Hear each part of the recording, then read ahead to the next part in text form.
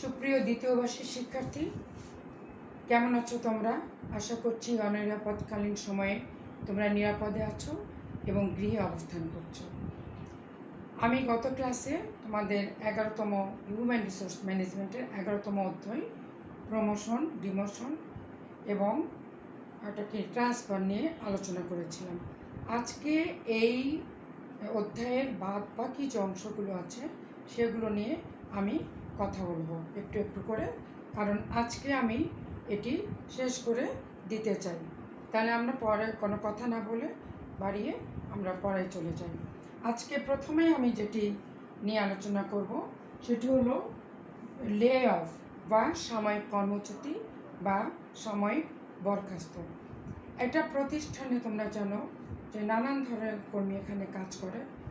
তো এই কাজ করতে এসে মালিক পক্ষ কখনো কখনো তার প্রতিষ্ঠানে ভালোর জন্য বা কোনো কর্মীর শাস্তিস্বরূপ বা প্রতিষ্ঠানে কর্মীর প্রয়োজন নেই, বিভিন্ন কারণে কিন্তু কর্মীদেরকে সাময়িকভাবে বরখাস্ত করেন বা কর্মচ্যুতি ঘটান। তাহলে আমরা বলবো একটা প্রতিষ্ঠানে বা সংগঠনে কোনো কর্মীর অস্থায়ীভাবে বা সাময়িকভাবে কর্মচ্ছেদকে আমরা বলছি হচ্ছে সাময়িক কর্মচ্যুতি বা বরখাস্ত। এ সম্পর্কে বিভিন্ন লেখক বিভিন্নভাবে বলেছেন। আমি এখানে একটু লিখে নিয়েছি। কিথ ডেভিস উনি বলেছেন যে সাময়িক কর্মচ্যুতি হলো কর্মীর সাময়িক কাজ হারানো এবং যা স্বল্পকালীন কর্মী উদ্বৃত্ত মোকাবেলায় ব্যবহৃত হয়। সাময়িকভাবে স্বল্প কর্মীকে কাজ থেকে যে বাদ দেওয়া হচ্ছে বা কাজ হারাচ্ছে সেটাকেই বলা হচ্ছে সাময়িক কর্মচ্যুতি বা বরখাস্ত। এখানে এসপি রবিন্স বলে একজন বিখ্যাত লেখক আছেন। এসপি রবিন্সের যে হিউম্যান রিসোর্স ম্যানেজমেন্ট বইটি খুবই ভালো, তোমরা পড়ে নিতে পারো বা দেখে নিতে পারো। উনি বলছেন যে সাময়িক কর্মচ্যুতি হলো একটি সংগঠন হতে কর্মীদের সাময়িকভাবে বাদ দেওয়া বা চলে যেতে বলা। তাহলে আমরা এই আলোকে বলছি যে সাধারণত অস্থায়ী কর্মীদেরকে বাদ দেওয়া হচ্ছে বা এখানে কর্মীদের কোনো কাজ থাকছে না বা অদূর ভবিষ্যতে কর্মীদেরকে নেওয়া হবে এবং এই কর্মীদেরকে পুনঃনিয়োগের কথা বলা হয়। পুনঃনিয়োগ বলতে যে পরবর্তীতে যদি কোনো কর্মী নেওয়া হয় তখন এই কর্মীদের মধ্যে থেকেই কিন্তু আগে তাদেরকে নিয়োগ দিয়ে পরবর্তীতে অন্য কোনো কর্মীকে নেওয়া হয় প্রতিষ্ঠানে। তাহলে তোমরা বুঝতেই পারছো যে সাময়িক কর্মচ্যুতি বা বরখাস্ত বলা হচ্ছে যে একটা প্রতিষ্ঠানে স্বল্প সংখ্যক কর্মচারীকে কর্ম থেকে বাদ দেওয়াকে বা তারা পদ হারানোকেই আমরা সাময়িক কর্মচ্যুতি বা সাময়িক বরখাস্ত বলছি। তাহলে সাময়িক এই বরখাস্তের জন্য আমাদের কি কি নীতিমালা দেখতে হবে, সেই নীতিমালাগুলো আমরা এখন জানি। সাময়িক চ্যুতি বা বরখাস্তের জন্য যে নীতিমালা আছে সেই নীতিমালাগুলো আমরা একটু জেনে নিই। প্রথমত বলছে অস্থায়ী কর্মীদের আগে কর্মচ্যুত করা। তোমরা জানো যে একটা প্রতিষ্ঠানে স্থায়ী এবং অস্থায়ী দুই ধরনের কর্মী এখানে কাজ করে। তাহলে প্রথমে প্রতিষ্ঠান যখন কোনো কর্মীকে সাময়িকভাবে কাজ থেকে বাদ দিবে তাহলে সেক্ষেত্রে অস্থায়ী যে কর্মচারী থাকবে তাকেই কিন্তু আগে বাদ দিতে হবে। স্থায়ী কর্মীকে এখানে বা কর্মচারীকে এখানে বাদ দেওয়া যাবে না। তাহলে দ্বিতীয়ত বলছে যে নতুন কর্মীদের আগে কর্মচ্যুত করা। নতুন কর্মীদের আগে কর্মচ্যুত করতে হবে যারা নতুন জয়েন করেছে তাদেরকে, কারণ পুরাতন যারা কর্মচারী থাকে তাদের দেখবা যে অভিজ্ঞতা বেশি থাকে, দক্ষতা থাকে, এই ধরনের কর্মচারীকে সাধারণত মালিকপক্ষ বাদ দিতে চায় না। যারা নতুন জয়েন করেছে, তেমন করে কাজ শিখে উঠতে পারেনি এবং প্রতিষ্ঠানে লেন্থ অফ সার্ভিস তাদের কম, এই ধরনের কর্মচারীকে আগে সাময়িকভাবে কর্মচ্যুত করতে হবে। এটা একটা গুরুত্বপূর্ণ নীতিমালা বলে আমরা ধরে নিতে পারি। এরপরে বলা হচ্ছে এ সংক্রান্ত বিজ্ঞপ্তি কর্মীকে অবগত করা, তার মানে সাময়িক কর্মচুক্তি সংক্রান্ত কোনো বিজ্ঞপ্তি যদি থাকে সেটি কিন্তু আগেই কর্মচারীদেরকে জানিয়ে দিতে হবে। কারণ যে কর্মীটি পদ হারাবে, কাজ হারাবে, তার মনের মধ্যে হতাশা, অসন্তোষ ইত্যাদি দেখা দিতে পারে, কনফ্লিক্ট, দ্বন্দ্ব ইত্যাদি দেখা দিতে পারে। এগুলো রোধ করবার জন্য বা মানসিক স্বস্তির জন্য আগে কি করতে হবে, এই সংক্রান্ত কোনো তথ্য যদি থাকে, কর্মচ্যুতি করানোর কোনো তথ্য থাকে, সেটি অবশ্যই আগে কর্মীদেরকে জানিয়ে দিতে হবে। তাহলে তাদের মধ্যে এই অসন্তোষটা হয়তো বা কিছুটা কম হতে পারে।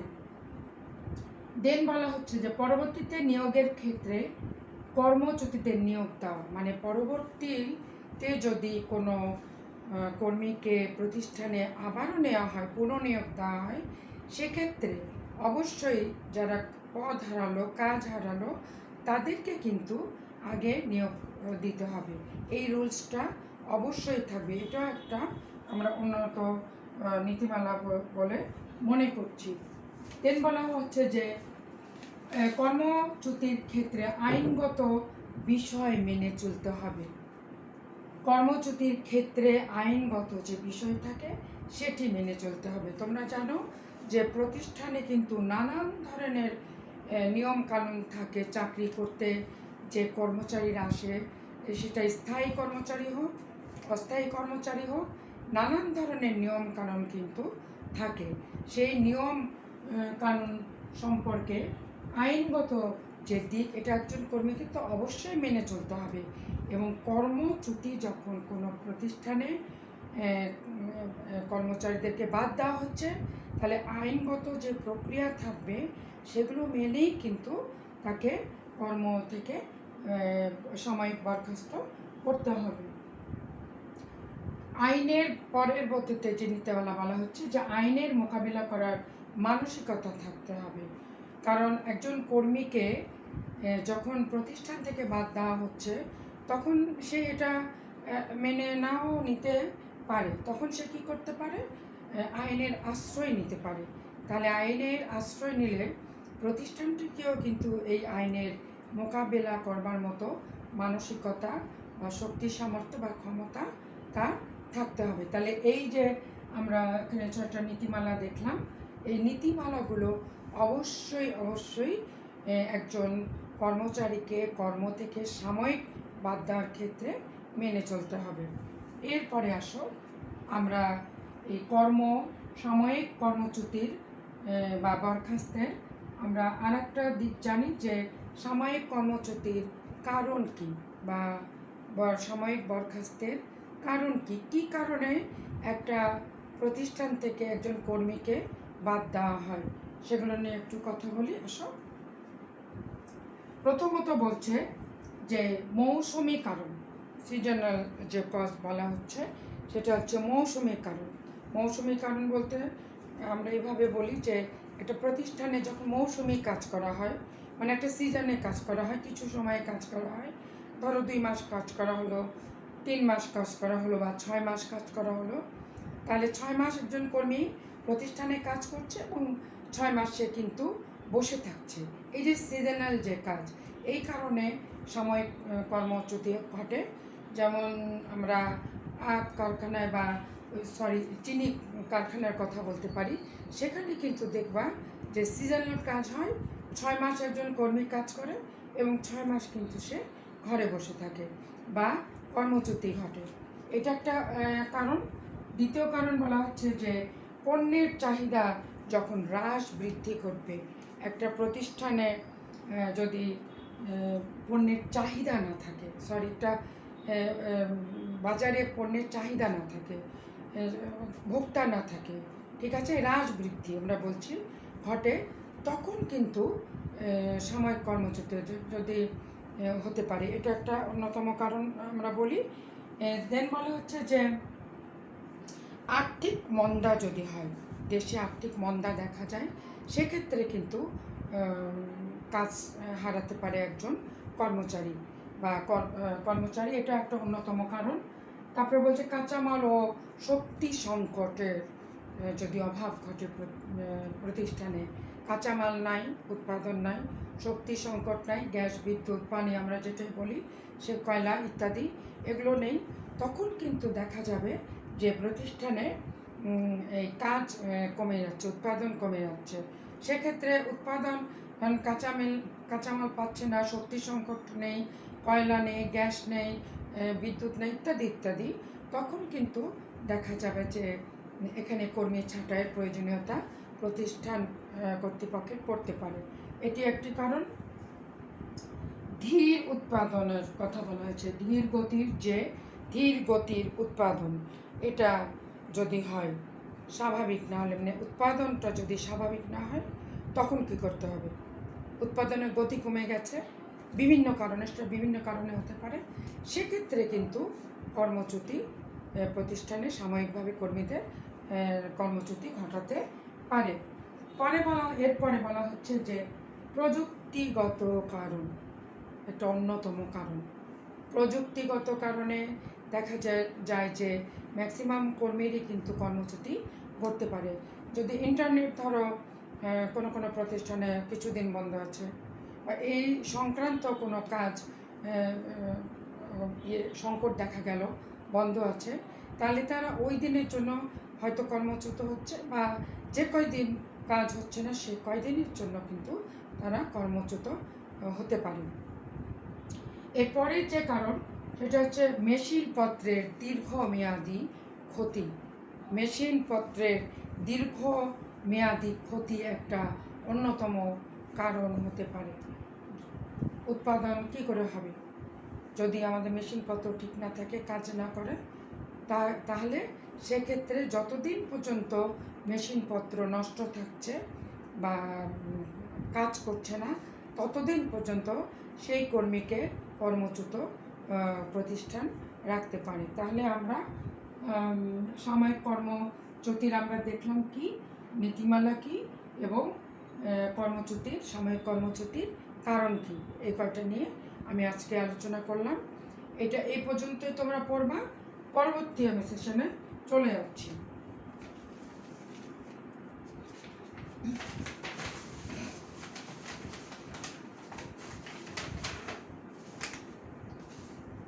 পরবর্তী যেটা আমি বলছি যে পদত্যাগ, এই চ্যাপ্টারটা হচ্ছে পদত্যাগ, রেজিগনেশন। ঠিক আছে, আমরা একটু আগে বললাম যে সাময়িক কর্মচ্যুতি কে দিচ্ছে? মালিক পক্ষ শ্রমিক পক্ষকে সাময়িকভাবে পদ থেকে চলে যেতে বলছে, বা কাজ থেকে চলে যেতে বলছে। আর পদত্যাগ আমরা বলছি যে যখন কোনো কর্মী, প্রতিষ্ঠানের কোনো কর্মী স্বেচ্ছায় কর্মত্যাগ করে চলে যায়, তখন তাকে আমরা এক কথায় বলছি যে পদত্যাগ বা রেজিগনেশন। এটা অনেক কারণ আছে, সেটা কর্মীর ব্যক্তিগত কারণ হতে পারে, কর্মীর শারীরিক কারণ হতে পারে, কোনো আইনগত জটিলতায় যদি কর্মী পড়ে সে কারণে হতে পারে। নানান ধরনের কারণে কিন্তু একজন কর্মী স্বেচ্ছায় কর্মত্যাগ করে চলে যেতে পারে। তাহলে আমরা এটা জানলাম। এখন আমরা একটু বলি যে পদত্যাগের কারণ কি, কেন একটা কর্মী যখন প্রতিষ্ঠানে আসে, একজন কর্মী কাজ করতে প্রতিষ্ঠানে ঢোকে, তখন তো কিন্তু নানান ধরনের স্বপ্ন নিয়ে কাজ করে। একটা আমরা বলি যে অবশ্যই আর্থিক ব্যাপার এখানে যুক্ত থাকে, তারপরে সমাজে প্রতিষ্ঠা হওয়া বা অন্যান্য যে স্বপ্ন, সেগুলো কিন্তু থাকে। সহজে চলে যেতে চায় না প্রতিষ্ঠান ছেড়ে, কিন্তু এমন কিছু ঘটনা ঘটে, এমন কিছু কারণ আছে যেগুলোর জন্য কিন্তু একজন কর্মী প্রতিষ্ঠান ছেড়ে স্বেচ্ছায় চলে যেতে বাধ্য হয়। সেই কারণগুলো কি? আসো আমরা দেখি। 1 নম্বর বলছে স্বাস্থ্যগত কারণ। এটা বুঝতেই পারছো যে একজন কর্মী যখন স্বাস্থ্যগত অযোগ্যতায় ভোগে, অক্ষমতায় ভোগে, বা কাজ করতে পারে না, শারীরিক সমস্যা তার আছে নানান ধরনের, তখন কিন্তু এই কারণে কর্মীটি স্বেচ্ছায় পদত্যাগপত্র প্রতিষ্ঠানে জমা দিতে পারে বা কাজ করতে অনাগ্রহ প্রকাশ করে। দ্বিতীয় কারণ হচ্ছে যে মানসিক অযোগ্যতা। এটা আমরা আসলে একসঙ্গেই বলে নিতে পারি, শারীরিক ও মানসিক অযোগ্যতা। ঠিক আছে, অনেক শারীরিক অযোগ্যতায় একজন মানুষ একটু কম উৎপাদনের সঙ্গে জড়িত হলেও, কাজ করলেও কোনো সমস্যা তেমন হয়তো হয় না, কিন্তু মানসিক জটিলতা যদি থাকে সেক্ষেত্রে কিন্তু এই কর্মীটি দ্বারা কাজ করা সম্ভব নয়, কারণ এটা একটা বিশাল বিষয়। মানুষের মনকে পড়াও যাবে না, এবং মন যদি সুস্থ না হয় তাহলে সুস্থভাবে কাজ করতে পারবে না, উৎপাদন ব্যাহত হবে। তাহলে এটি একটা অন্যতম কারণ। সেক্ষেত্রে কর্মী স্বেচ্ছায় পদত্যাগপত্র জমা দিতে পারে। এরপরে যেটা বলা হয়েছে যে ভালো চাকরির সুযোগ, অধিক উন্নতির আশায় বা আকাঙ্ক্ষায় একজন কর্মী কিন্তু বর্তমান প্রতিষ্ঠান ছেড়ে অন্য প্রতিষ্ঠানে চলে যেতে পারে। আমরা ম্যানেজমেন্টে একটা কথা মেধা শিকার বলে একটা কথা জানি, মেধা শিকার, যে এটা অনেক সময় তোমাদের ভাইবা বোর্ডে ধরা হয়, যে অন্য কোনো দক্ষ কোনো কর্মীকে অন্য কোনো প্রতিষ্ঠান টেনে আনার জন্য বা নিয়ে নেওয়ার জন্য তারা কিন্তু বেশি সুযোগ সুবিধা, আর্থিক সুযোগ সুবিধা বা অন্যান্য সুযোগ সুবিধা দেখিয়ে বা আকর্ষণ করে বা লোভ দেখিয়ে কর্মীকে কিন্তু টানে। এটাকে আমরা মেধা শিকার বলছি। তাহলে কোনো কর্মচারী যদি ভালো কোনো চাকরির সুযোগ পায় বা অন্য কোনো প্রতিষ্ঠান থেকে অফার করে বা মেধা শিকারে পরিণত করে, সেক্ষেত্রে কিন্তু কর্মীটি স্বেচ্ছায় পদত্যাগ করে অন্য প্রতিষ্ঠানে চলে যায়। প্রেষণার অভাব, এর পরবর্তী যেটা আমরা 4 নম্বর দেখি, প্রেষণার অভাব। এটি একটি গুরুত্বপূর্ণ বিষয়। তোমরা জানো যে একজন কর্মীকে কাজ করবার জন্য অবশ্যই তাকে মোটিভেটেড করতে হয়, এবং মোটিভেটেড সাধারণত করা হয় দুটিভাবে, একটা আর্থিক এবং অনার্থিক, এই দুটো জিনিসই কিন্তু লাগে। তবে যারা একদম উপর লেভেলে চাকরি করে তারা কিন্তু অনার্থিক প্রেষণাকে একটু বেশি সাপোর্ট করে বা চায়, আর নিচু লেভেলের কর্মীদের জন্য সাধারণত আর্থিক প্রেষণাটা একটু বেশি গুরুত্বপূর্ণ বিষয়। তাহলে তোমরা কি দেখছো যে এই প্রেষণার অভাবে প্রতিষ্ঠানে যদি কর্মীদেরকে ভালো বেতন দেওয়া না হয়, তাদের বাড়ি ভাড়া ভালো মতো দেওয়া না হয়, ক্যান্টিন সুবিধা বা অন্যান্য সুবিধা না থাকে, বা প্রতিষ্ঠানে যে বস থাকে তার সঙ্গে ভালো সম্পর্ক না, সহকর্মীদের সঙ্গে ভালো সম্পর্ক না, কার্য পরিবেশ ভালো না, এই যে ইত্যাদি ইত্যাদি যে কারণগুলো থাকে, এইগুলোর যদি অভাব ঘটে, একজন কর্মী যদি প্রেষিত না হয়, তখন কিন্তু সে স্বেচ্ছায় প্রতিষ্ঠান ছেড়ে অন্যত্র চলে যেতে পারে বা পদত্যাগপত্র জমা দেয়। এটা একটা অন্যতম কারণ। বৈবাহিক কারণ, এটাও একটা অন্যতম গুরুত্বপূর্ণ কারণ বিশেষ করে মহিলাদের ক্ষেত্রে যখন বিয়ে হয়ে যায় তখন কিন্তু পরিবারের সঙ্গেই বা স্বামী স্ত্রী একসঙ্গে একই জায়গায় থাকতে চায়, এটা একটা অন্যতম কারণ হিসাবে এখানে গণ্য হয়। সেক্ষেত্রে যদি বদলি হতে না পারে, ধরো দুজনেই চাকরি করছে বা করছে না, স্বামী করছেন, সেক্ষেত্রে কিন্তু দেখা যায় যে স্বেচ্ছায় কর্মত্যাগ করে যে পরিবারের কাছাকাছি বা নিজের গ্রামে বা নিজের পছন্দের কোনো জায়গায় কর্মীটি কাজ করবার জন্য পদত্যাগপত্র জমা দিতে পারে। এটি একটি অন্যতম কারণ হিসাবে গণ্য হয়। তবে বাংলাদেশে নিয়ম আছে, 3 বছর এক জায়গায় একজন কর্মী কাজ করতে পারেন, এবং স্বামী স্ত্রী যদি কাজ করেন সেক্ষেত্রে একই এলাকায় বা জেলায় তাদেরকে কাজ করবার জন্য সুপারিশ করা হয়। অবাঞ্ছিত ঘটনা পরিহার, এটা একটা অন্যতম আমরা পদত্যাগের কারণ বলে মনে করব।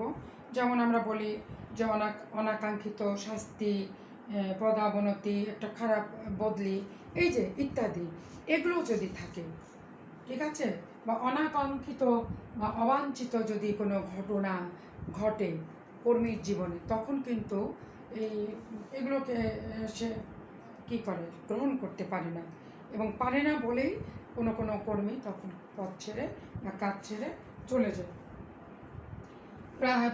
ব্যক্তিগত কারণ বা প্রাতিষ্ঠানিক কারণ একটা অন্যতম কারণ বলে আমরা মনে করতে পারি। ব্যক্তিগত কারণে কোনো কর্মী অবশ্যই পদত্যাগপত্র জমা দিতে পারে বা কর্ম থেকে পদত্যাগ নেয়, এবং প্রাতিষ্ঠানিক কারণও কিন্তু এখানে একটা অন্যতম কারণ। মানে একটা কর্মী যখন প্রতিষ্ঠানে কাজ করতে আসে, প্রতিষ্ঠানকে যদি সে নিজের করে মনে করতে না পারে বা প্রতিষ্ঠান তাকে গ্রহণ করতে না পারে, সেক্ষেত্রে কর্মীর মনে অসন্তোষ দেখা দিবে এবং সে প্রতিষ্ঠান ছেড়ে অন্যত্র চলে যাবে। তাহলে তোমরা জানলা আজকে পদত্যাগের অন্যতম কারণগুলো কি কি। এরপরে আসো আমি কর্মচ্যুত বা বরখাস্ত এটা নিয়ে আলোচনা করি। পদত্যাগ কিন্তু এই কয়টাই হবে, এর বেশি কিন্তু নেই। পরবর্তী যে অধ্যায় সেটি হচ্ছে কর্মচ্যুত, ট্রান্সমিনেশন, ডিসচার্জ, ডিসমিসাল ইত্যাদি। বরখাস্ত আমরা বলছি, কর্মচ্যুত বা বরখাস্ত। এর আগে আমি যেটা বললাম প্রথমে, সেটা হচ্ছে সাময়িক কর্মচ্যুত, সাময়িক বরখাস্ত। আর এখন হচ্ছে সাময়িক না, স্থায়ীভাবে যেটা কর্মচ্যুতি করা এবং বরখাস্ত, সেটি নিয়ে আমি একটু আলোচনা করি। এখানে আমরা বলছি যে একটা প্রতিষ্ঠানে যখন কোনো কর্মী কাজ করতে আসে, আমরা হিউম্যান রিসোর্স ম্যানেজমেন্টে অনেকগুলো বিষয় দেখি, যেমন তোমার নিয়োগ থেকে শুরু করে, প্রশিক্ষণ থেকে শুরু করে, ঠিক আছে, নিয়োগ, বদলি, তারপর প্রমোশন, ডিমোশন, এই সবগুলো কিন্তু এর সঙ্গে, কাজগুলোর সঙ্গে জড়িত থাকে। আর আমরা দেখি যেখানে কর্মচ্যুতি বা বরখাস্তের কথা বলা হচ্ছে, এটা কিন্তু আমরা আগেরটা দেখছি পদত্যাগ করছে কর্মী স্বেচ্ছায়, আর এটা কিন্তু কর্তৃপক্ষ কর্তৃক বা মালিক পক্ষ কিন্তু এই কর্মচ্যুতি বা বরখাস্ত করাচ্ছেন। তাহলে আমরা বলছি যে কি কর্মচ্যুতি হচ্ছে, আমরা সিবি মেমোরিয়ার একটা পড়ি, উনি কি বলেছেন যে প্রাতিষ্ঠানিক যে নিয়ম লঙ্ঘন, অপর্যাপ্ত দক্ষতার কারণে কোনো কর্মীকে কাজ হতে বা বেতন কাঠামোতে স্থায়ীভাবে বাদ দেওয়া। আমি আবার একটু পড়ি, এটা খুব ভালো একটা সংজ্ঞা তোমরা দিবা। প্রাতিষ্ঠানিক নিয়ম লঙ্ঘন ও অপর্যাপ্ত দক্ষতার কারণে কোনো কর্মীকে কাজ হতে বা কোনো প্রতিষ্ঠান হতে স্থায়ীভাবে বাদ দেওয়া বা কাজ হতে যে বিদায় করা হচ্ছে, সেটাকে আমরা বলছি যে কি কর্মচ্যুতি বা বরখাস্ত। এই বরখাস্ত সম্পর্কে আরেকজন বলেছেন, ডেরি ডেজলার বলেছেন, চাকরিগত সম্পর্ক স্থায়ীভাবে ছেদ করাই হলো তোমার কি কর্মচ্যুতি করা। এটা করছে কে? মালিক পক্ষ। ওকে, তাহলে আমরা দেখছি যে এখানে কর্মচারীকে স্থায়ীভাবে পদ থেকে বাদ দেওয়া হচ্ছে, তারপরে এটা স্থায়ী বা চূড়ান্ত শাস্তির একটা ফল হিসাবে কর্মীকে কর্মচ্যুত করানো হচ্ছে। আইনগত পদক্ষেপ এখানে থাকবে, অবশ্যই আইনের বিধিবিধান নিয়ে, নিয়মকানুন অনুযায়ী কর্মীকে পদ থেকে বাদ দিতে হবে। এবং শারীরিক এবং মানসিক অযোগ্যতা সম্পন্ন যে কর্মীগুলো থাকবে, তাদেরকে কিন্তু প্রতিষ্ঠানে আসলে যদি রাখা হয় শারীরিক এবং মানসিক অযোগ্যতা সম্পন্ন কর্মী, তাহলে সেটা প্রতিষ্ঠানের জন্য ভালো হয় না বলেই তাদেরকে কাজ থেকে বাদ দিচ্ছে। তাহলে যারা অযোগ্য কর্মী বা শাস্তি স্বরূপ কোনো কর্মচারীকে, আইন যারা মানছে না ইত্যাদি ইত্যাদি, সেই কর্মচারীকে যখন স্থায়ীভাবে কাজ থেকে বাদ দেওয়া হচ্ছে বা কাজের সঙ্গে সম্পর্ক ছেদ করা হচ্ছে, সেটাকেই বলা হচ্ছে কর্মচ্যুতি বা বরখাস্ত।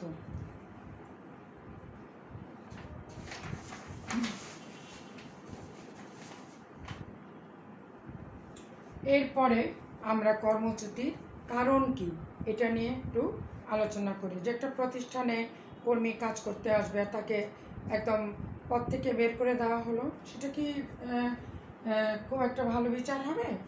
না। তাহলে নিশ্চয়ই কোনো যুক্তিযুক্ত কারণ থাকবে। সেই কারণগুলো কি, সেগুলো নিয়ে আলোচনা করছি। প্রথমত বলা হচ্ছে যে অক্ষমতা। অক্ষমতা এটা কর্তব্য অবহেলা করা, প্রতিষ্ঠানের আইন অমান্য করা, অসততা ইত্যাদি, শারীরিক মানসিক অযোগ্যতা, এইগুলো যদি থাকে তখন কিন্তু কর্মীকে কাজ থেকে বিদায় দেওয়া হয়। তাহলে এটি একটি গুরুত্বপূর্ণ কারণ বলে পরিগণিত হয়। এরপরে আসে অসততা। অসততা, তাই না? এটা কিন্তু সততা একটা গুণ, কিন্তু কোনো কর্মীর যদি অসৎ হয়, দুর্নীতিবাজ, ঘুষখোর, মিথ্যা কথা বলা, কাজে ফাঁকি দেওয়া, ঠিক আছে, এর কথা ওর কাছে লাগানো, শ্রম সম্পর্ক যেটা থাকে সেই সম্পর্ক নষ্ট করে দেওয়া ইত্যাদি ইত্যাদি কারণগুলো থাকে। এই কারণে কিন্তু কী হতে পারে, একজন কর্মীর কর্মচ্যুতি বা বরখাস্ত হতে পারে। এরপরে বলা হচ্ছে যে মাদক আসক্ত। মাদক আসক্ত একজন কর্মী যদি, এটা তো আমরা অভিশাপ বলে মনে করি না, মাদক আসক্ত এটা মানুষকে ধ্বংসের দিকে নিয়ে যায়। সে নিজে শুধু ধ্বংসপ্রাপ্ত হয় না, পরিবার, সমাজ, রাষ্ট্র সব কিছুই কিন্তু ধ্বংসপ্রাপ্ত হয়। তাহলে একজন কর্মী যদি মাদক আসক্ত হয়ে পড়ে, মাদক নেয়, তাহলে কিন্তু তার মন মানসিকতাও ভালো থাকবে না, কাজের গতিও কমে যাবে এবং প্রতিষ্ঠানের জন্য সে একজন আমরা বলি যে প্রবলেমেটিক এমপ্লয়ি এই হিসেবে গণ্য হবে। একটা প্রতিষ্ঠানে কখনোই প্রবলেমেটিক এমপ্লয়িকে পছন্দ করবে না বা তার প্রয়োজন নেই। তাহলে এই ধরনের কর্মীকে কিন্তু তখন বরখাস্ত করা হচ্ছে বা স্থায়ীভাবে কাজ থেকে বিদায় দেওয়া হচ্ছে। অমনোযোগী, এটা একটা গুরুত্বপূর্ণ বিষয়। কারবারে যদি কারবার প্রতিষ্ঠানে যখন কোনো কর্মী কাজ করতে আসবে, তখন সে যদি কাজে অমনোযোগী থাকে, কাজ করবে না, এর ফলে কি হচ্ছে, সে কাজে অনুপস্থিত থাকছে, অন্য কর্মী যারা কাজ করছে তাদেরকে ডিস্টার্ব করছে, আড্ডাবাজি করছে, তারা নানান ধরনের বাজে কথা এখানে ওখানে ছড়াচ্ছে বা একেবারেই কাজ করছে না, মনোযোগ নেই, তার কাজ করবার মনোযোগ নেই। তাহলে এই কর্মীটিকে প্রতিষ্ঠানের প্রয়োজন নেই এবং তাকে কর্ম থেকে বাদ দেওয়া হয়। এরপরে আসে আইনের প্রতি শ্রদ্ধা না থাকা বা অমান্যতা আমরা বলি। আইনের প্রতি যদি কোনো কর্মীর শ্রদ্ধা না থাকে বা আইনকে না মানে, তাহলে সে কর্মীটির প্রয়োজন নেই প্রতিষ্ঠানে। তোমরা জানো যে একটা প্রতিষ্ঠানে যখন কর্মী কাজ করতে আসে, এখানে নানান ধরনের কিন্তু নিয়মকানুন, আইন আছে যেগুলোকে মানতে হবে। যেমন ধরো আমাদের যে বস থাকবেন, ঠিক আছে, তাহলে ঊর্ধ্বতন কর্মকর্তাকে মানা অধস্তন কর্মচারীর অবশ্যই কর্তব্য। সে মানছে না, তাহলে সে আইনটা মানছে না, ঠিক আছে। একটা টাইম থাকে প্রতিষ্ঠানে বা অফিসে যাওয়ার, একটা টাইম থাকে, এই টাইমটা কর্মচারীরা মানছে না। তাকে 9টা 10টায় যাওয়ার কথা, সে 11টা 12টা ইচ্ছা মতো প্রতিষ্ঠান যাতায়াত করছে।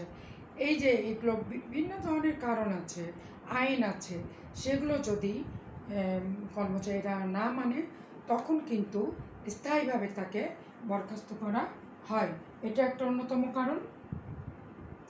বিনা অনুমতিতে দীর্ঘদিন অনুপস্থিতি কর্মচারী। বিনা অনুমতিতে যদি কোনো কর্মচারী প্রতিষ্ঠান না আসে বা অনুপস্থিত থাকে, সেই কর্মচারীর বিরুদ্ধে ঊর্ধ্বতন কর্তৃপক্ষ যথাযথ ব্যবস্থা গ্রহণের মাধ্যমে তাকে কর্ম থেকে বাদ দিতে পারে বা তার বরখাস্ত করতে পারেন।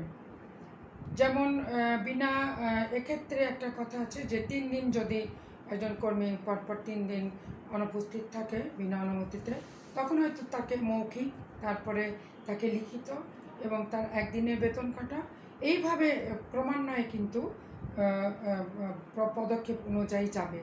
শেষ পর্যন্ত যদি সেই কর্মীটি না শুধরায়, তখন তাকে কিন্তু স্থায়ীভাবে বরখাস্ত করা হয় কাজ থেকে। এরপরে আসো দুর্নীতিটা। বুঝতেই পারছো যে প্রতিষ্ঠানে যদি কোনো কর্মী দুর্নীতি গ্রস্ত হয় সেই কর্মচারীকে প্রতিষ্ঠান আসলে রাখতে চায় না।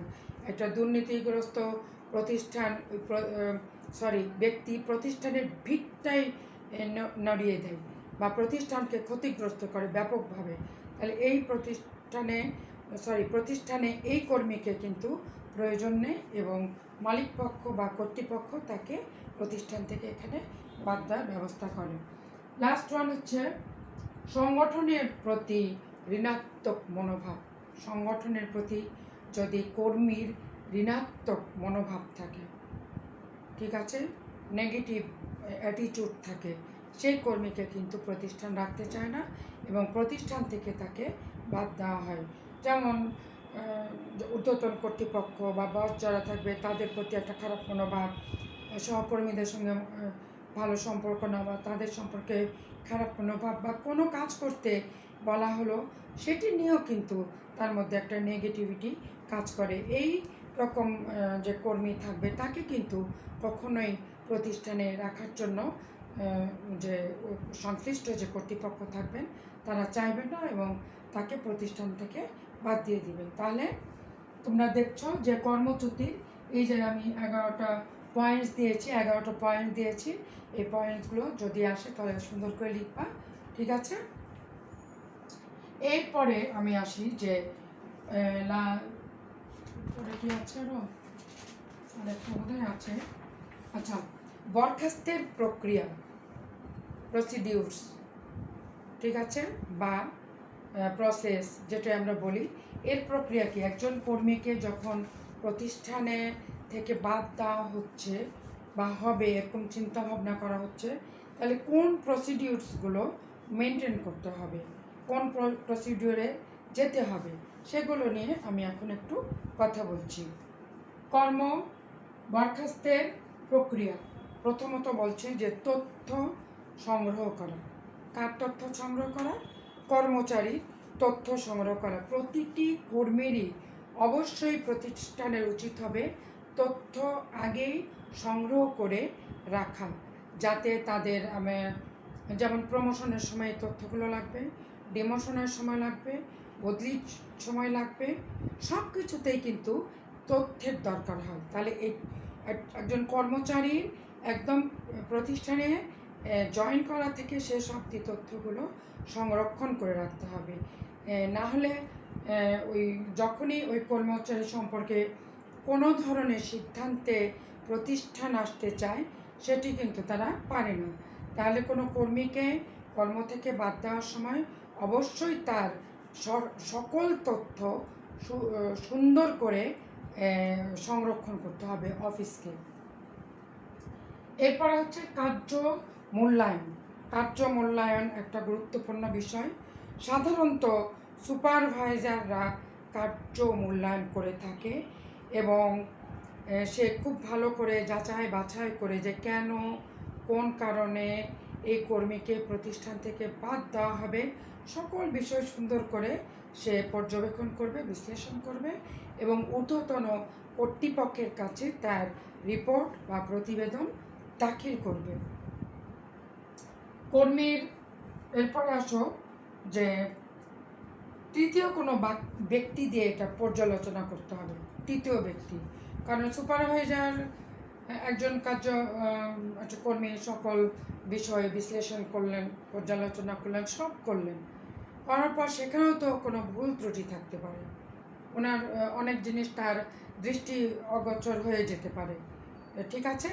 সেক্ষেত্রে তৃতীয় কোনো ব্যক্তিকে এখানে এই কর্মীটির সম্পর্কে পর্যালোচনা করতে বলা হয় এবং তার সম্পর্কে আরও ভালোভাবে জেনে শুনে কি কাজ করেছে বা কোনো তার অযোগ্যতা আছে, শাস্তি স্বরূপ কিনা ইত্যাদি ইত্যাদি সব কিছু জেনে তারপরে কিন্তু একটা রিপোর্ট, এই রিপোর্টটা অবশ্যই ভালো হবে, কারণ এখানে তৃতীয় পক্ষ কিন্তু আরেকজন কাজ করছে, তারপর এটা ঊর্ধ্বতন কর্তৃপক্ষের কাছে দাখিল করবে। কর্মীর দুর্বলতা রোধে প্রয়োজনীয় ব্যবস্থা গ্রহণ।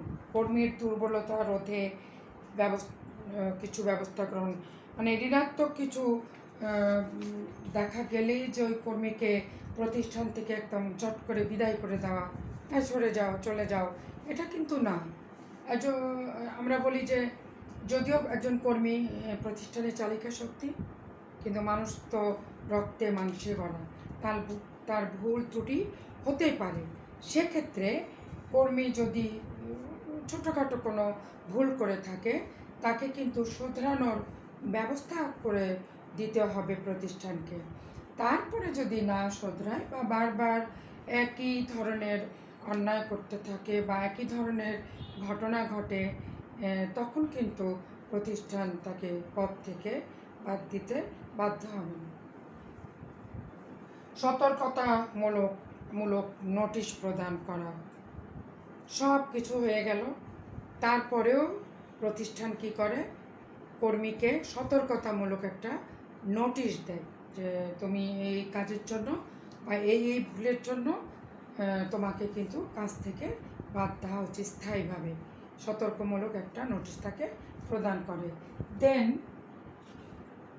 এরপরেও কর্মী যদি না শোধরায়, তখন তাকে চূড়ান্ত বরখাস্তের চিঠি প্রদান করা হয়। বরখাস্তের চিঠি প্রদান করা হয়।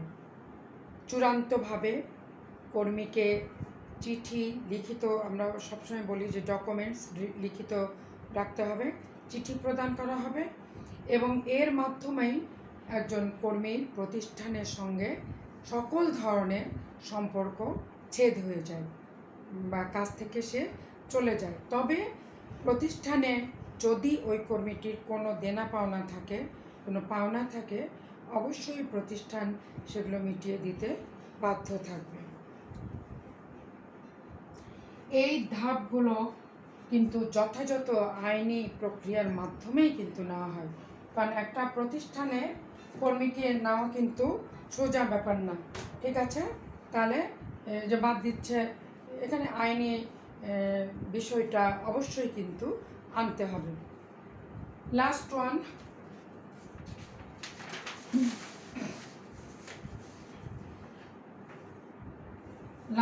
আমি একটু করে তোমাদেরকে বলবো যে কর্মচ্যুতির বা বরখাস্তের নীতিমালাগুলো কী কী নীতি অবশ্যই কর্মীকে প্রতিষ্ঠান থেকে বাদ দেওয়ার আগে নিতে হবে। সেই নীতিগুলো কী? একটা হচ্ছে স্পষ্ট করা থাকবে। একজন কর্মী যখন প্রতিষ্ঠানে যোগদান করবে, তখন কিন্তু স্পষ্ট করে, আমরা জানি প্রতিটা প্রতিষ্ঠানে কিন্তু নিয়ম নীতি আছে কাজের জন্য, তখন এই কর্মীকে ভাগেই বলে দিবে যে বাবা এই ধরনের নিয়ম নীতি আছে প্রতিষ্ঠানে, তুমি যদি না মানতে পারো তাহলে কিন্তু এই সাময়িক কর্মচ্যুতি, ডিমোশন বা তোমার একটা খারাপ ট্রান্সফার, এগুলো তোমার হতে পারে, ঠিক আছে? এটা আগে জানিয়ে দিতে হবে। আর 2 নম্বর বলা হচ্ছে অবগত করা, মানে জানানো। কোনো কর্মচারীকে যখন স্থায়ীভাবে কর্ম থেকে বাদ দেওয়া হবে, তখন কিন্তু তাকে আগেভাগে জানিয়ে দিতে হবে, যেন সে মানসিকভাবে প্রস্তুতি নিতে পারে। ঊর্ধ্বতনের আইন সম্পর্কে পূর্ণ জ্ঞান। এরপরে বলছে যে ঊর্ধ্বতনের আইন সম্পর্কের পরিপূর্ণ জ্ঞান থাকতে হবে। কারণ একটা প্রতিষ্ঠানে যে ঊর্ধ্বতন কর্তৃপক্ষ থাকে, উনি সাধারণত একজন নিম্ন পদস্থ কর্মচারীর কর্মচ্যুতি ঘটান বা বরখাস্ত করেন। এখন বরখাস্ত করতে গেলে কি আইনের দরকার আছে বা কি আইন মেনে বা প্রসিডিউরস মেনে একজন কর্মীকে বরখাস্ত করতে হবে, সেটি কিন্তু তাকে জানতে হবে। একজন ঊর্ধ্বতন নিজেই যদি আইন সম্পর্কে জ্ঞাত না হন, না জানেন বা আইন সম্পর্কে তার জ্ঞান না থাকে, তাহলে কিন্তু ওনার পক্ষে সঠিক সিদ্ধান্ত নেওয়া বা সম্ভব না। এখানে কিন্তু তাহলে কর্মচারী সুষ্ঠু বিচার কিন্তু তার জন্য হয় না বা পায় না। কর্মীর কাজ সঠিকভাবে মূল্যায়ন করতে হবে। আমরা একটু আগেই বলেছি যে কর্মীর কাজকে সঠিকভাবে মূল্যায়ন করার পর যদি খারাপ কিছু দেখে, তারপরেই তো সিদ্ধান্ত নেওয়ার প্রয়োজনীয়তা হতে পারে যে এই কর্মীকে কাজে রাখা হবে বা হবে না। তাহলে অবশ্যই কর্মীর কাজকে সঠিকভাবে মূল্যায়ন করতে হবে। এখানে যেন পক্ষপাতিত্ব না হয়, দুর্নীতি না হয়, স্বজনপ্রীতি না আসে, সেগুলোর দিকে দৃষ্টি দিতে হবে। তাহলে এটাও একটা অন্যতম গুরুত্বপূর্ণ নীতিমালা। সুপারিশ প্রদান করতে হবে। সুপারিশ প্রদান এটা অবশ্যই যারা অন্যান্য কর্মচারী থাকবে তাদের সুপারিশটা এখানে জরুরি একটা বিষয় হতে পারে। কারণ একটা প্রতিষ্ঠানের কর্মী কাজ করতে আসবে, তো হঠাৎ করে চলে যাবে, এটা না, এটার প্রতি তাহলে অবিচার করা হবে। এরপরে আসে যে পুনঃমূল্যায়নের সুযোগ রাখা, এটা একটা গুরুত্বপূর্ণ বিষয়।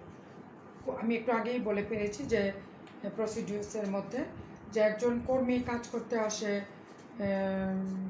ভুল হতে পারে, মানুষ, রক্তে মাংসে গড়া নয়, কিন্তু তাকে একটু সুযোগ দিতে হবে। তুমি এই ভুল করেছো বা তোমার এই কারণে তোমাকে চাকরি থেকে বরখাস্ত করা হচ্ছে, তাহলে তাকে কিন্তু একটা সুযোগের ব্যবস্থা করে দিতে হবে। যদি সে নিজেকে শোধরাতে পারে তাহলে কিন্তু তাকে রেখে তার কথা প্রতিষ্ঠান কর্তৃপক্ষ বিবেচনা করতে পারেন। তাহলে এখানে অবশ্যই পুনঃমূল্যায়নের সুযোগ রাখতে হবে। মামলা মোকদ্দমার মানসিকতা থাকতে হবে। মামলা মোকদ্দমার মানসিকতা, কারণ একজন কর্মীকে যখন প্রতিষ্ঠান থেকে বাদ দেওয়া হবে তখন কিন্তু শ্রম অসন্তুষ্ট অনেক বেশি হয়ে যেতে পারে। শ্রম অসন্তুষ্টের কারণে অনেক সময় ধর্মঘট, ভাঙচুর, বিশৃঙ্খলা, ধীরে চলো গতি, ঠিক আছে, এগুলো কিন্তু হতে পারে। কাজ করবে না প্রতিষ্ঠানে এসে অন্যান্য কর্মীরা, কারণ আমরা ট্রেড ইউনিয়ন বলে একটা কথা জানি না, সেই ট্রেড ইউনিয়নের যারা লিডার থাকবে তারা হয়তো ভীত হয়ে যেতে পারে। পরবর্তীতে অন্য কোনো কর্মীকে সহজে পদত্যাগের মতো কর্মচ্যুতির মতো পর্যায়ে না যেতে হয়, সেই জন্য কিন্তু প্রতিষ্ঠানে একটা বিশৃঙ্খলার সৃষ্টি হয়ে যেতে পারে। এই জন্য বলা হচ্ছে যে তখন এই ট্রেড ইউনিয়ন নেতারা বা কর্মীরা একত্রিত হয়ে প্রতিষ্ঠানের বিরুদ্ধে মামলা মোকদ্দমা করতে পারে। সেটিকে ফেস করবার ক্ষমতা, মানসিকতাও কিন্তু প্রতিষ্ঠানের থাকতে হবে বা প্রতিষ্ঠান কর্তৃপক্ষের থাকতে হবে। কর্মীর সকল দায় দেনা পরিশোধ করতে হবে। এই নীতিমালা একটা অন্যতম গুরুত্বপূর্ণ নীতিমালা। ওইখানে বলছে কর্মীর সকল যে দায় দেনা থাকবে, দায় দেনাগুলোকে প্রতিষ্ঠানের পরিশোধ করে দিতে হবে। একজন কর্মী কাজ করে, তার কিন্তু অনেক আর্থিক দেনা পাওনা থাকতে পারে, আর দেখা গেল যে তাকে আর্থিক দেনা পাওনা কিছু না দিয়ে আর্থিকভাবে তাকে ক্ষতিগ্রস্ত করেই তাকে প্রতিষ্ঠান থেকে বাদ দেওয়া হলো। সেটা কিন্তু একটা কর্মীর মনের মধ্যে শ্রম অসন্তোষের জন্ম দিবে, দ্বন্দ্বের জন্ম দিবে, হতাশার জন্ম দিবে, এবং ফলশ্রুতিতে আরও বিশৃঙ্খলার সৃষ্টি হতে পারে। এর জন্য বলা হয় যে প্রতিষ্ঠান কর্তৃপক্ষ বা সংশ্লিষ্ট কর্তৃপক্ষ যখন কর্মীকে বাদ দিবে, কর্মত্যাগ করবে বা বরখাস্ত করবে, তখন কিন্তু তার সকল দেনা যেগুলো থাকবে, দায় যেগুলো থাকবে, সেগুলো পরিশোধ করে দিতে হবে। সম্ভাব্য, এরপরে লাস্ট ওয়ান বলছে সম্ভাব্য শ্রম অসন্তোষ হ্রাসের পদক্ষেপ গ্রহণ। একজন কর্মীকে হঠাৎ করে যদি কর্ম থেকে বাদ দেওয়া হয়, স্বাভাবিকভাবেই কিন্তু শ্রমিকদের মধ্যে অসন্তোষ সৃষ্টি হতে পারে। এই অসন্তোষগুলো করতে পারবে কিনা, মোকাবেলা করতে পারবে কিনা প্রতিষ্ঠান কর্তৃপক্ষ, সেটি কিন্তু অবশ্যই জানতে হবে। কারণ তোমরা জানোই যে গার্মেন্টসগুলোতে দেখো যে বেতনের জন্য বা অন্যান্য কোনো কারণে কোনো কর্মীকে যখন প্রতিষ্ঠান থেকে বাদ দেওয়া হচ্ছে, তোমরা ভাঙচুর বা রাস্তা অবরোধ ইত্যাদি ইত্যাদি দেখে থাকো, ঠিক আছে। তাহলে এই যে এরকম পরিস্থিতির সৃষ্টি হতে পারে, এই অবস্থাগুলো কে মোকাবেলা করবার মতো অবস্থা প্রতিষ্ঠানের আছে কিনা, সেটি কিন্তু একটা গুরুত্বপূর্ণ নীতিমালা বলে আমরা মনে করি। তাহলে আমরা আজকে তোমাদের সাময়িক কর্মচ্যুতি বা বরখাস্ত, পদত্যাগ এবং স্থায়ী কর্মচ্যুতি বা যে বরখাস্ত, এটা নিয়ে আলোচনা করলাম। আশা করি তোমরা বুঝতে পেরেছ। 11তম অধ্যায়ের হিউম্যান রিসোর্স ম্যানেজমেন্টের 11তম অধ্যায়ের মধ্যে প্রমোশন, ডিমোশন, ট্রান্সফার, আমরা এগুলো লে অফ বলছি, তারপরে এটা পদত্যাগ বলছি এবং কর্মচ্যুতি বলছি বা বরখাস্ত বলছি। এই 6টি চ্যাপ্টার কিন্তু আছে। আমরা কোনো চ্যাপ্টারকেই ছোট করে দেখব না মোটামুটি, কারণ সবই গুরুত্বপূর্ণ। আমরা প্রমোশন, ডিমোশন বা বদলিকে একটু গুরুত্বপূর্ণভাবে দেখি, কিন্তু এগুলোও কিন্তু কম গুরুত্বপূর্ণ নয়। আমি আশা করছি যে তোমরা এইগুলো বাসায় বসে পড়বে এবং নিশ্চয়ই তোমরা ভালো করবে, কারণ বাজারে অনেক হিউম্যান রিসোর্সের ভালো ভালো বই আছে। সবগুলো দেখে নিজের মতো করে নোট করে একটু সুন্দর করে পড়বে। আজ এখন অখণ্ড সময়, এই সময়কে তোমরা কাজে লাগাবে। শুধু পুঁথিগত বিদ্যা নয়, আমি সবসময়ই বলি পুঁথিগত বিদ্যার পাশাপাশি যেগুলো গল্প, উপন্যাস বা প্রবন্ধ যাই থাকুক, এগুলো তোমরা পড়াশোনা করবে, তোমরা ভালো মুভি দেখবে, তোমরা মনোবলকে শক্ত রাখবে, কখনো মনোবল হারাবে না। এটা কিন্তু খুব খারাপ। এবং আমরা নিশ্চয়ই কোভিড-19কে উত্তরণ ঘটাবে, ভালো থাকবো আমরা, এটাকে আমরা জয় করব, ঠিক আছে? যখনই আমাদের মানসিক শক্তি হারিয়ে যাবে, আমরা কিন্তু আর মাথা তুলে দাঁড়াতে পারবো না। তো সুপ্রিয় শিক্ষার্থী, আজকে এই পর্যন্তই থাক। নিশ্চয়ই তোমরা আমার কথাগুলোকে, আজকে আমি যেগুলো নিয়ে আমি একটু অসুস্থই আছি বলেই ফেলি, তারপরেও আমি মনে করলাম যে এই চ্যাপ্টারটি যখন আমি নিয়েছি, 6টি এক চ্যাপ্টারের মধ্যেই 11তম চ্যাপ্টারের মধ্যে 6টি চ্যাপ্টার আছে, তো আমি চাইনি যে এখান থেকে বের হয়ে যেতে বা অল্প পড়তে। আমি চেয়েছি পুরো চ্যাপ্টার সম্পর্কেই তোমাদের একটা পরিপূর্ণ ধারণা থাকুক। তাহলে এই পর্যন্ত থাক, তোমরা খুব ভালো থেকো, আমার জন্য দোয়া করো। আল্লাহ হাফেজ।